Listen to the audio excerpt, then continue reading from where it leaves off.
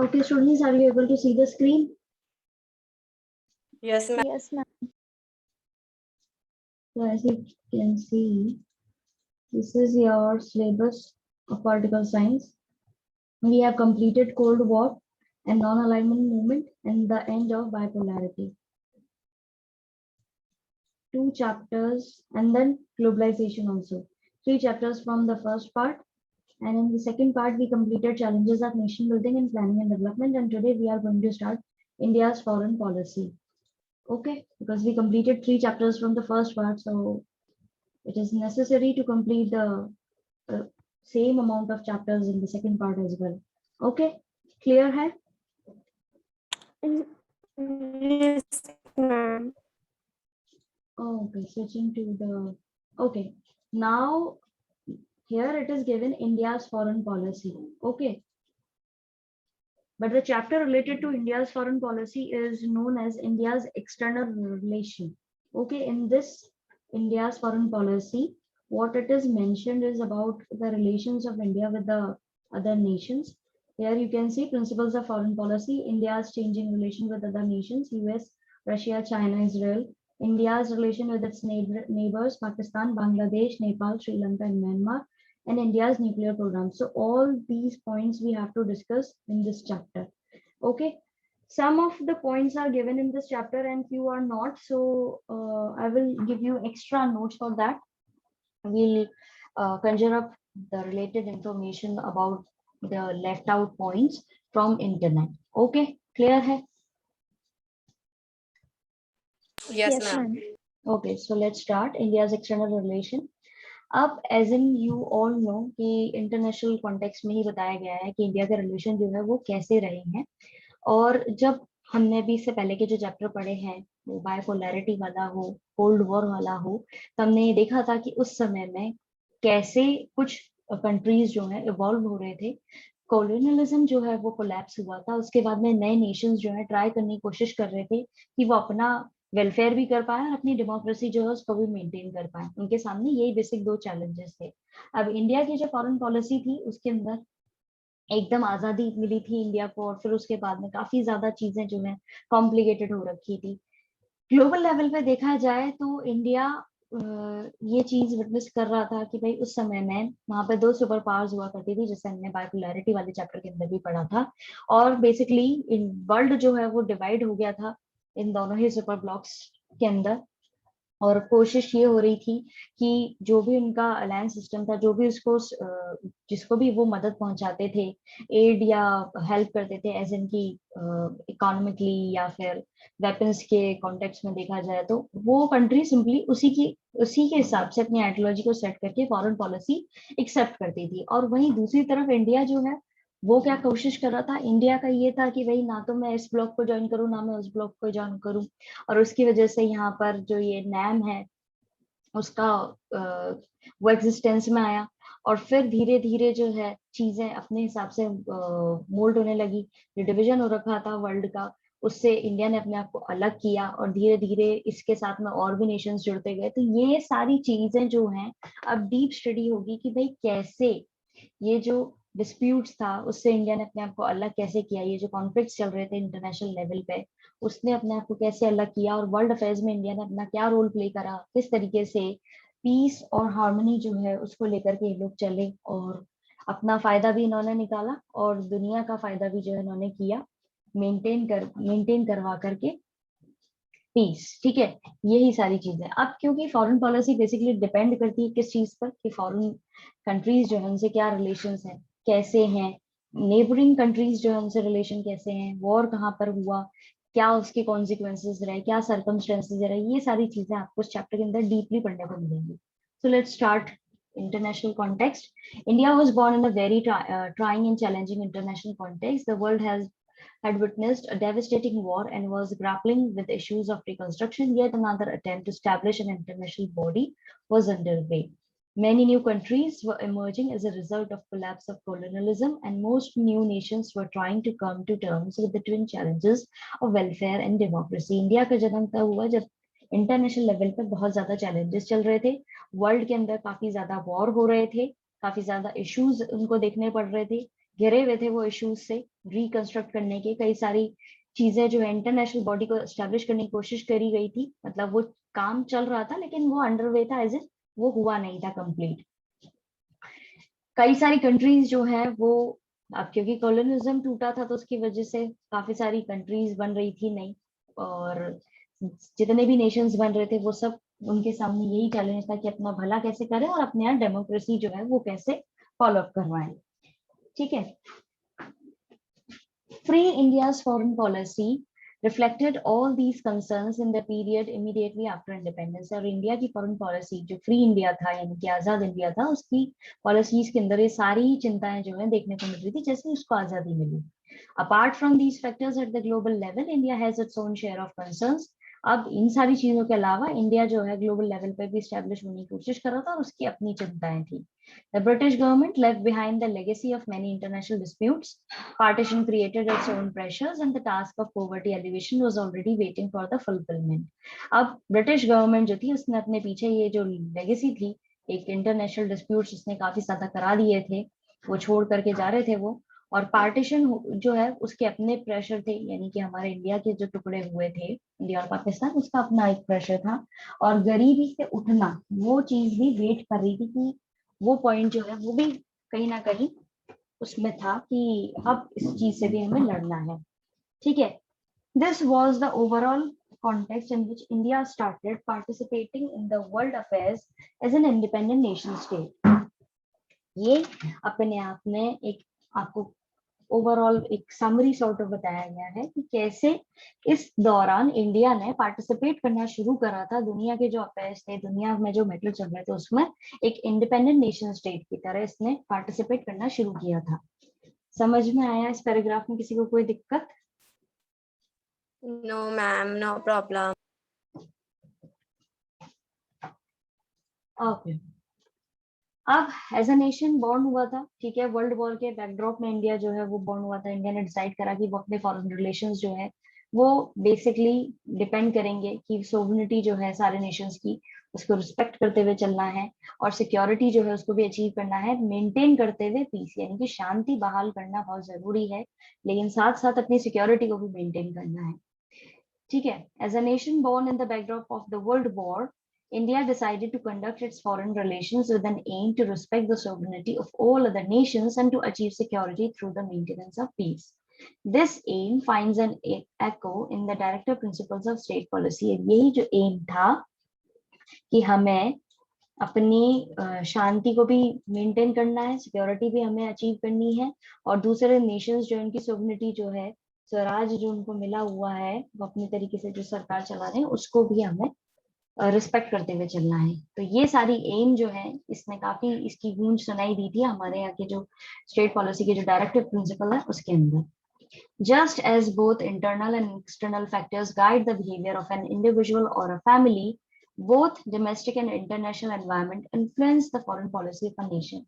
अब इंटरनल और external factors जो है वो तो डिपेंड करते ही हैं किसी भी इंडिविजुअल या फैमिली के, उसी तरीके से डोमेस्टिक और इंटरनेशनल एनवायरनमेंट जो है वो हमारे सॉरी किसी भी एक पर्टिकुलर नेशन की फॉरेन पॉलिसी पे डिपेंड करता है। इसको ऐसे समझिए कि अब अगर आपको कोई डिसीजन लेना है अपनी फैमिली के अंदर, suppose you have to buy a new car, आपको नई कार खरीदनी है, तो आपके घर में भी विचार विमर्श करेंगे लोग बाग, ठीक है, पूछेंगे कि क्या कौन सी लेनी चाहिए, क्या बजट है, क्या बेनिफिट्स हैं कार लेने के, क्या नहीं है, कितने एक्सपेंसेस बढ़ेंगे मेंटेन करने में, कौन से इंश्योरेंस पॉलिसी उसके लिए सही रहेगी, ये सारी चीजें होंगी। साथ साथ ये अपन बाहर के लोग जो हैं उनसे भी डिस्कस करेंगे। ठीक है। तो वैसे ही हमारे यहाँ पर फॉरेन पॉलिसी जो है देश की वो कैसे मेंटेन होगी, कि किसी भी नेशन की फॉरेन पॉलिसी किस चीज पर डिपेंड करती है, डोमेस्टिक और इंटरनेशनल एनवायरनमेंट जो है उस पर डिपेंड करती है। ठीक है।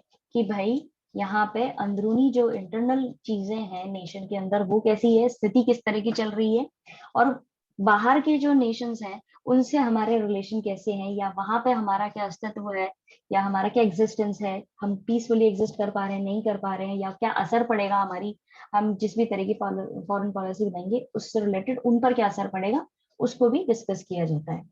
समझ में आया किसी को कोई दिक्कत? No, no. No, ma'am. No, ma'am, no problem. Okay.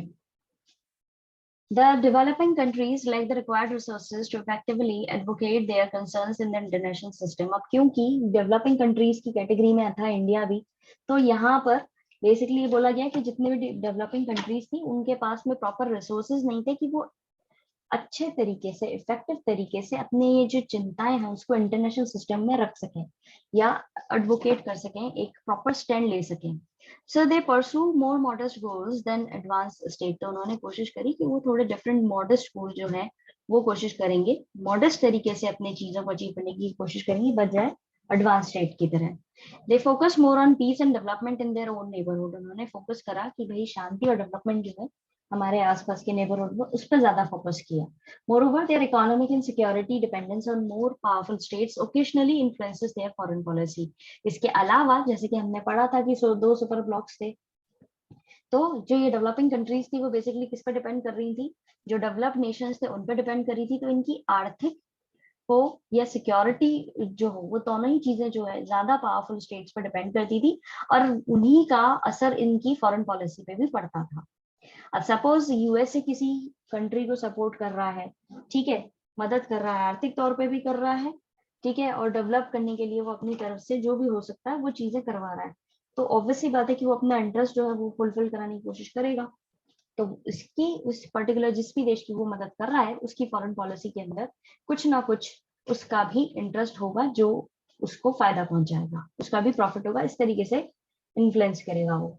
In the period immediately after the Second World War, many developing nations chose to support the foreign policy preferences of powerful countries who were giving them aid or credits. अब second world war के just बाद में जितने भी developing Nations थे वो अपनी foreign policy उस चीज पर बेस्ड बना रहे थे कि जो पावरफुल कंट्रीज उनको मदद पहुंचा रही थी या क्रेडिट उधार दे रही थी, लोन दे रही थी, उनकी उस पर ही वो अपनी फॉरेन पॉलिसी फ्रेम कर रहे थे. This resulted in the division of countries of the world into two clear camps. इसका रिजल्ट ये रहा कि पूरी जो वर्ल्ड की कंट्रीज थी वो दो कैंप्स में बट गई थी, जिनके बारे में हमने पहले चैप्टर्स में पढ़ा है. One was under the influence of United States and its Western allies, and the other was under the influence of then Soviet Union. पहला तो था यूनाइटेड स्टेट्स और उसके अलाइज जो थे, वेस्टर्न अलाइज जो थे उन पर बेस्ड, और दूसरा कैंप था जो उस समय में सोवियत यूनियन हुआ करता था उसके अंदर. You have read about this in the book of Contemporary World Politics. आपने ये सारी चीजें जो पहला पार्ट है Contemporary World Politics उसके अंदर पढ़ी है. You have read there about the experiment called the non-alignment movement. उसके बारे में आपने पढ़ा है वहां पर non-alignment movement के बारे में. As you also read there, the end of the Cold War changed the context of international relations entirely. और आपने ये चीज भी पढ़ी है कि कैसे कोल्ड वॉर जब खत्म हुआ था तो पूरे इंटरनेशनल लेवल पर जो चीजें थी वो बदली थी. But when India achieved it's freedom and started framing it's foreign policy, the cold war was just beginning and the world was getting divided into these two camps. जब इंडिया को आजादी मिली और वो अपनी फॉरेन पॉलिसी फ्रेम कर रहा था तो उस समय में कोल्ड वॉर सिर्फ शुरू हुआ था और वर्ल्ड जो है वो दो कैंप्स में बट चुका था. Did India belong to any of these two camps in the global politics of 50s and the 60s? क्या इंडिया किसी भी इन दोनों ही कैंप्स को बिलोंग करता था अपने 50s और 60s में? Was it successful in conducting its foreign policy peacefully and avoiding international conflicts? या फिर इंडियन फॉरेन पॉलिसी जो थी उसने पीसफुली अपनी ये चीज को चालू रखा और अवॉइड करा कि इंटरनेशनल लेवल पे इसकी कोई लड़ाई नहीं हो. अब दो सवाल उठते हैं जिनके आंसर आपको आगे मिलेंगे, बट उससे पहले किसी को अभी तक कोई दिक्कत आई है तो पूछ सकते हैं. No, ma'am, no problem. What about others? No, ma'am, no problem. Okay अब यहाँ पर हमारे एक बॉक्स दे रखा है, कॉन्स्टिट्यूशनल प्रिंसिपल्स दे रखे हैं. आर्टिकल 51 जो है इंडियन कॉन्स्टिट्यूशन के अंदर, उसमें कुछ डायरेक्टर प्रिंसिपल्स जो है स्टेट पॉलिसी की वो मेंशन है, जिसमें मेन है जैसा कि हमने ये पढ़ा था अभी ऊपर भी कि ये चीज यहाँ पर आई थी कि भाई हमारी स्टेट डायरेक्टर प्रिंसिपल्स जो है स्टेट पॉलिसी के, उसमें भी ये चीज है कि promotion of international peace and security, कि हमें वर्ल्ड में पीस और सिक्योरिटी दोनों ही चीजों को प्रमोट करना है. The state shall endeavour to promote the international peace and security. State जो है वो क्या है, ऑब्लाइज्ड है एक तरीके से कि उसको प्रमोट करना है इंटरनेशनल पीस और security, maintain just and honourable relations with between nations, maintain करने हैं अपने अच्छे रिलेशंस आसपास के नेशन से, foster respect for international law and treaty obligations in the dealing of organised people with one another, और साथ ही साथ इंटरनेशनल कानून जो है उसको रिस्पेक्ट करते हुए या जो भी ट्रीटीज हैं उससे को डील करते हुए प्रॉपर तरीके से लोगों को एक जगह से दूसरी जगह जो भी काम कराना है वो अंडर लॉ ही होगा, वायलेट नहीं करना है किसी का भी कानून। Encourage settlements of international disputes by arbitration, और बातचीत करके विचार विमर्श करवा करके इंटरनेशनल डिस्प्यूट अगर कहीं हो भी गया है तो उस चीज को बढ़ावा ना देकर के उसको सेटल कराने का बढ़ावा देना है। समझ में आया ये पॉइंट्स में? किसी को कोई दिक्कत? No, ma'am. Okay, No, very ma'am. No good. problem. No, The ma'am. No policy of problem. non-alignment, the Indian national movement was not an isolated process. Indian national movement जो है वो एक isolated process नहीं था. It was a part of the worldwide struggle against colonialism and imperialism. ये एक अपने आप में पूरी दुनिया में जो struggle चल रही थी colonialism और imperialism के खिलाफ, ये उसी का हिस्सा था जो इंडियन नेशनल मूवमेंट था वो।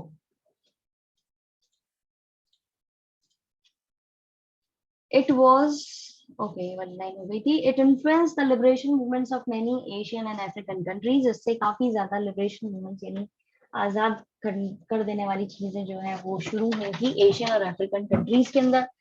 Prior to India's independence, there were contacts between the nationalist leaders of India and those of other colonies, united as they were in their common struggle against colonialism and imperialism. India के independence से पहले ही contact जो है nationalist leader के India के दूसरी colonies जो थी उनसे होने लगे थे, क्योंकि वहां पे भी वही लड़ाई चल रही थी कॉलोनिज्म के खिलाफ और इंपीरियलिज्म के खिलाफ, और यहाँ पे भी वही लड़ाई चल रही थी। The creation of Indian National Army (INA) by Netaji Subhash Chandra Bose during the Second World War was the clearest manifestation of the linkages established between India and overseas Indians during the freedom struggle. अब इन्होंने Indian national army जो है उसका गठन किया था, ये किया था नेताजी सुभाष चंद्र बोस ने, और ये सेकेंड वर्ल्ड वॉर की बात है।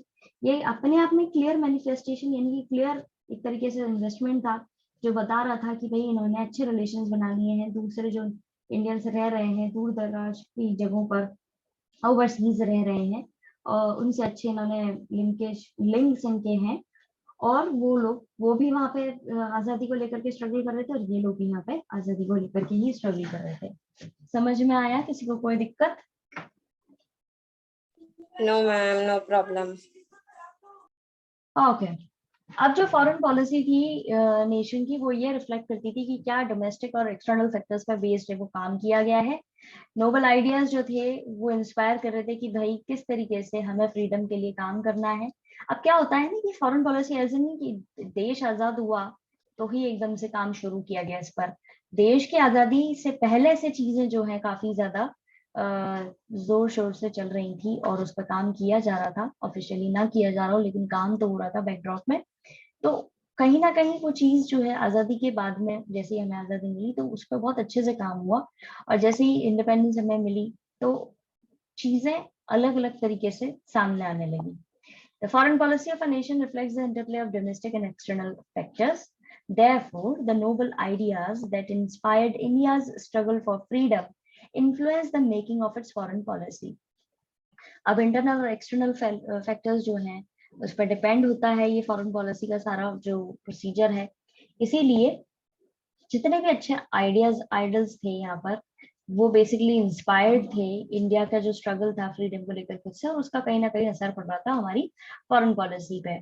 But India's attainment of independence coincided with the beginning of the cold war era. लेकिन जैसे इंडिया को आजादी मिली उसी समय कोल्ड वॉर एरा जो है वो शुरू हो गया था। As you read in the first chapter of the book contemporary world politics, जैसे कि आपने पढ़ा है वर्ल्ड पॉलिटिक्स वाली जो बुक है कंटेम्परेरी, उसके फर्स्ट चैप्टर में, this period was marked by the political and economic military confrontation at the global level between the two blocs led by the superpowers US and the USSR।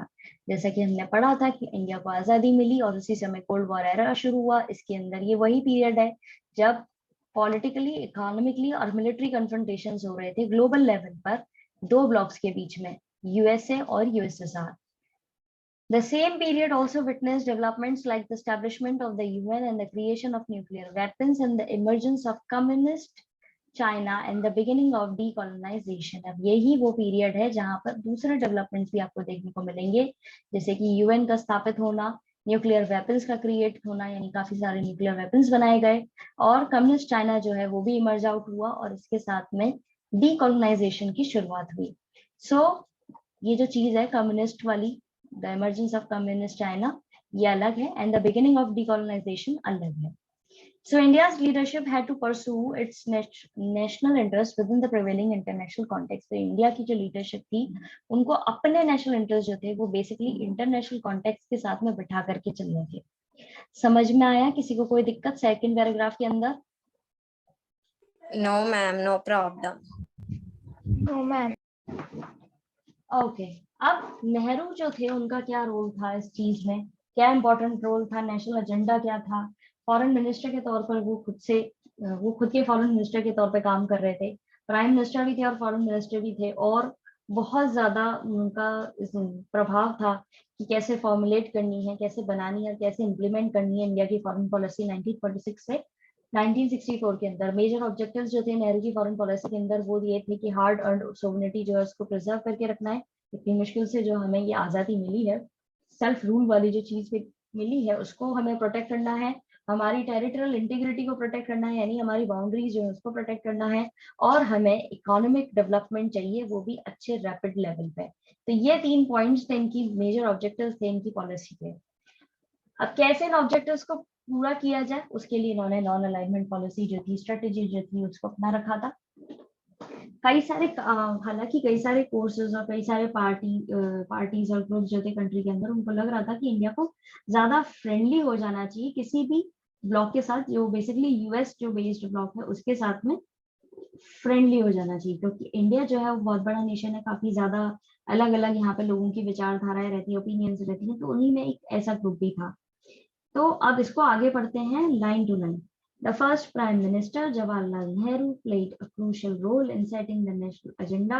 इस line को mark कर लीजिए, ये काफी important है कि जवाहरलाल नेहरू जो थे उन्होंने बहुत इंपॉर्टेंट रोल प्ले किया है नेशनल एजेंडा को लेकर के.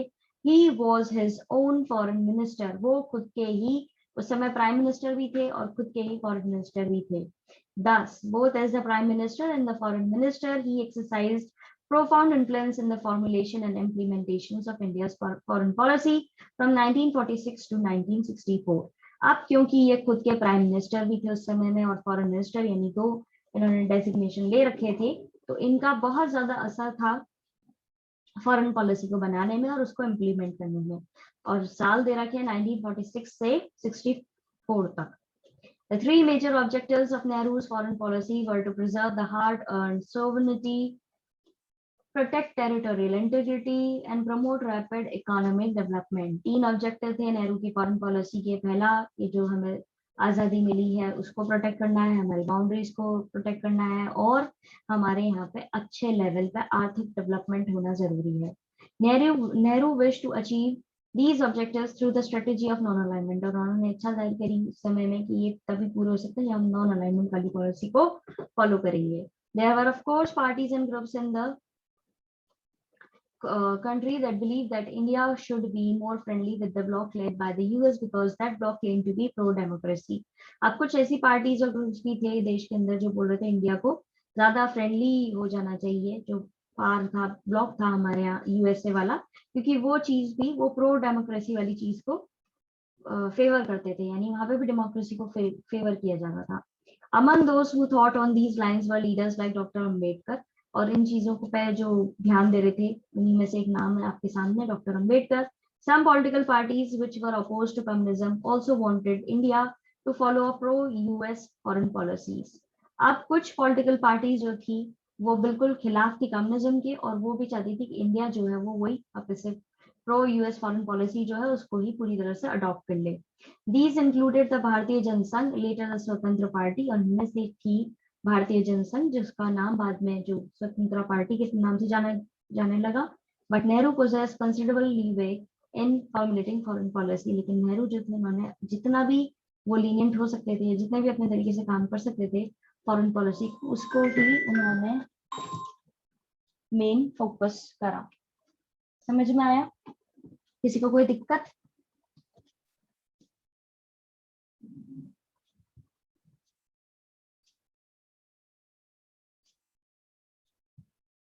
Students, am I audible to you?